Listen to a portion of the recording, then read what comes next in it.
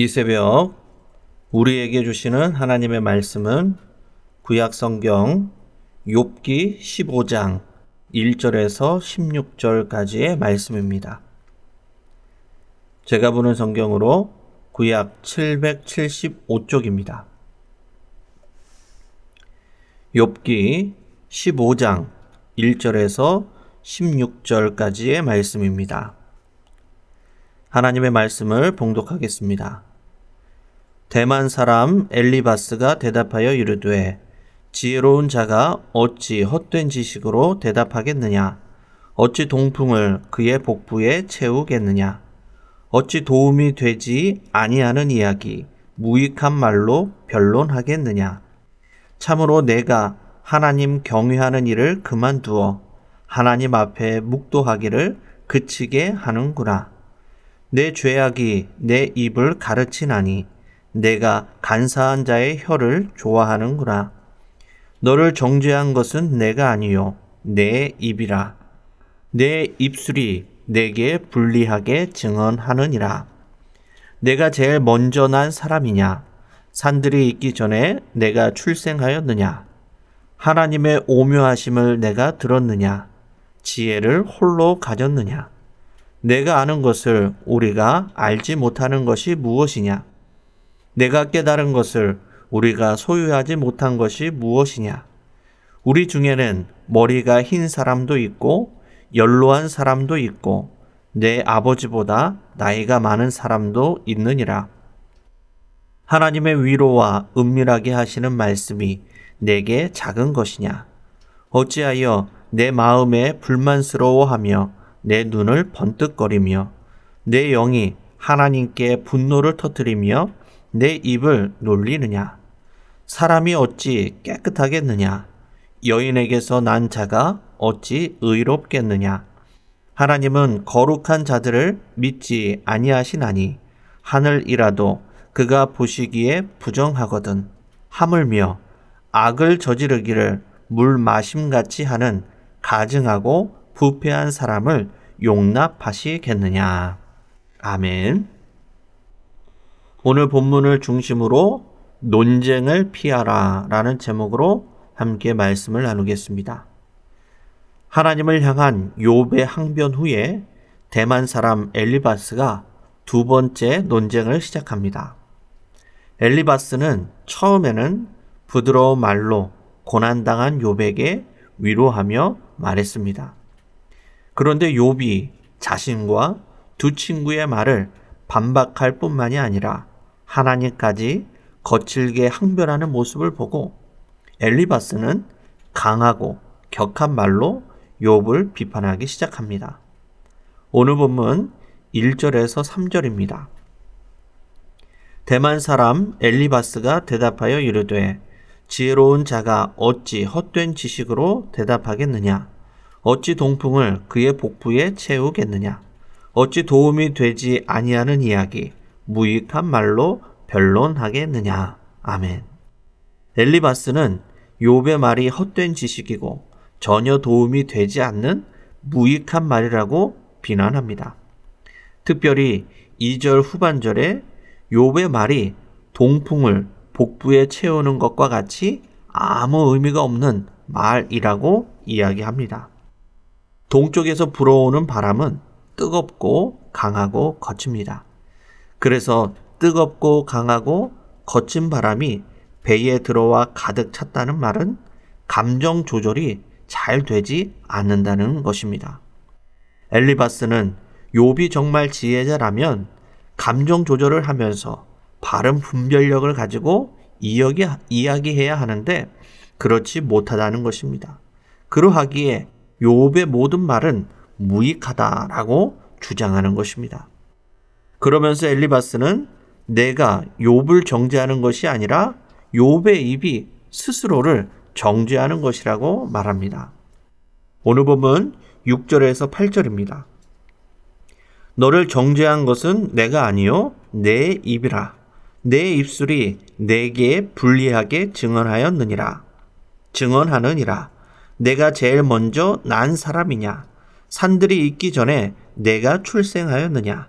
하나님의 오묘하심을 내가 들었느냐? 지혜를 홀로 가졌느냐? 아멘.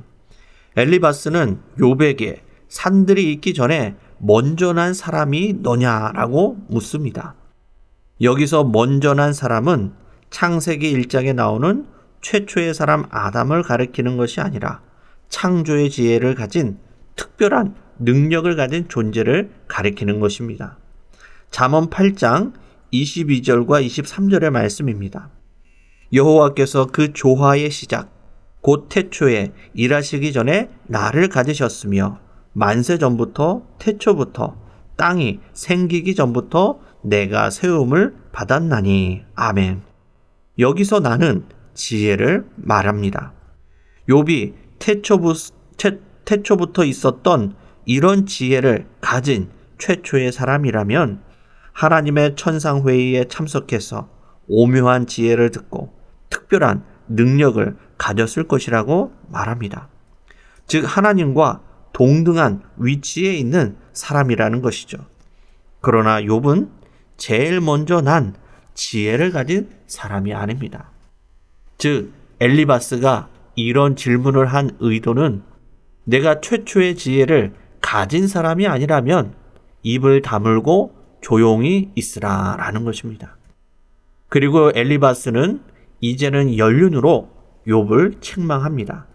오늘 본문 9절에서 10절의 말씀입니다. 내가 아는 것을 우리가 알지 못하는 것이 무엇이냐? 내가 깨달은 것을 우리가 소유하지 못한 것이 무엇이냐? 우리 중에는 머리가 흰 사람도 있고 연로한 사람도 있고 내 아버지보다 나이가 많은 사람도 있느니라. 아멘.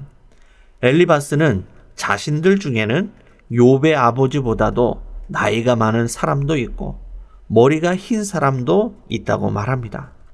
즉 나이가 많다는 것은 축적된 경험과 지식이 많다는 것입니다. 그러니 나이 많은 인생의 선배들 앞에서 아는 척하지 말라고 욥을 책망하는 것입니다. 잠언 16장 31절의 말씀처럼 백발은 영화의 면류관이고 의롭고 착하게 살아야 얻을 수 있는 것입니다. 그러하기에 마땅히 어른을 공경해야 합니다. 그러나 나이가 많고 연륜이 있다고 해서 무조건 지혜로운 것도 아닙니다.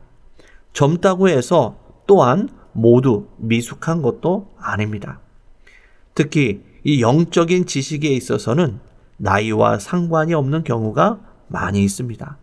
그래서 마태복음 19장 30절의 말씀처럼 먼저 된 자가 나중되고 나중된 자가 먼저 될 자가 많다라고 우리 예수님께서 말씀하셨습니다. 믿음의 사람은, 믿음의 백성은 나이나 연륜으로 대접받기보다 나보다 남을 낮게 여기고 낮은 자를 겸손히 섬기는 사람들이 바로 하나님의 사람들, 믿음의 사람들입니다. 엘리바스는 욥의 어리석은 말과 행동을 이제는 하나님과 연결시켜 책망을 합니다. 오늘 본문 11절에서 13절의 말씀입니다. 하나님의 위로와 은밀하게 하시는 말씀이 내게 작은 것이냐? 어찌하여 내 마음에 불만스러워하며 내 눈을 번뜩거리며 내 영이 하나님께 분노를 터뜨리며 내 입을 놀리느냐? 아멘. 엘리바스는 욥이 하나님의 위로와 은밀하게 하시는 말씀을 거부하고 오히려 하나님께 불평과 불만을 터뜨린다고 질타합니다.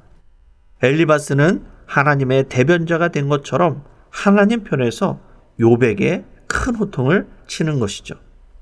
엘리바스가 하나님 편에서 호통을 치는데 정작 하나님께서는 침묵하고 계십니다.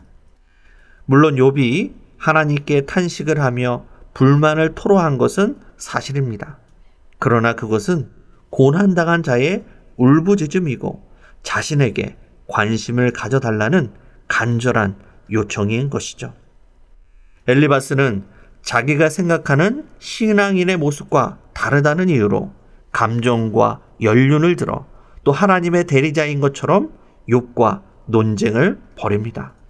그런데 정작 지금 욥에게 정말 필요한 것은 무엇일까요? 그것은 논쟁이 아니라 지금 깊은 고난 중에 있는 자신의 고통과 괴로움을 알아주는 것일 것입니다. 인간관계의 바이블이라고 하는 카네기의 인간관계론에 보면 논쟁을 피하라 라고 말합니다. 왜냐하면 논쟁에서 이긴다고 해도 결국은 지는 것이기 때문입니다. 왜 논쟁에서 이겨도 지는 것일까요?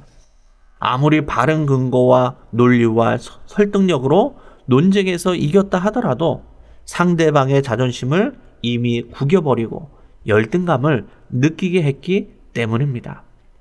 미국의 유명한 정치가이면서 발명가인 벤자민 프랭클린이 이렇게 말했습니다. 만일 당신이 사람들에게 따지고 상처를 주고 반박을 한다면 때때로 논쟁에서 승리할 수도 있다. 하지만 그것은 공허한 승리에 불과하다. 왜냐하면 당신은 결코 상대방으로부터 좋은 호의를 얻어내지 못할 것이기 때문이다. 물론 모든 논쟁을 피하고 양보하라는 것은 아닙니다. 기독교인으로서 복음의 본질은 결코 타협할 수도 양보할 수도 없는 영역일 것입니다. 그러나 다른 이유라면 할 수 있으면 우리는 모든 논쟁을 피할 수 있어야 합니다.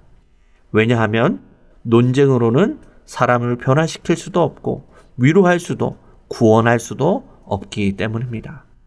지금 욥에게 필요한 것은 왜 자신에게 이 고난이 찾아왔는지 그 이유와 설명도 아닙니다. 논쟁은 더더욱 아닙니다. 단지 자신의 상하고 아픈 마음을 알아주고 이해해 달라는 것입니다. 논쟁이 아닌 이해와 공감이 필요한 것입니다. 오늘 우리에게 주어진 하루를 살아가면서 논쟁이 아닌 이해와 공감과 사랑을 우리의 삶의 현장에 가득 채우며 살아가는 믿음의 성도님들이 다 되시기를 주님의 이름으로 간절히 축원합니다. 기도하겠습니다. 은혜로우신 아버지 하나님, 우리의 생각과 의견을 주장하고 논쟁을 펼치면서 알게 모르게 많은 사람들에게 상처와 아픔을 주었던 우리의 죄와 허물을 용서하여 주옵소서. 할 수만 있으면 모든 논쟁을 피할 수 있도록 인도하여 주시고 논쟁보다 이해와 공감과 사랑으로 서로를 섬기며 살아가는 우리 모두가 되게 인도하여 주옵소서. 그리하여 우리 주위에 있는 고통과 절망 가운데 있는 이들에게 위로와 소망을 전해주는 전도자로 살아갈 수 있는 우리 모든 성도들이 다 될 수 있도록 함께하여 주옵소서. 이 모든 말씀을 살아계신 예수님의 이름으로 기도드리옵나이다. 아멘.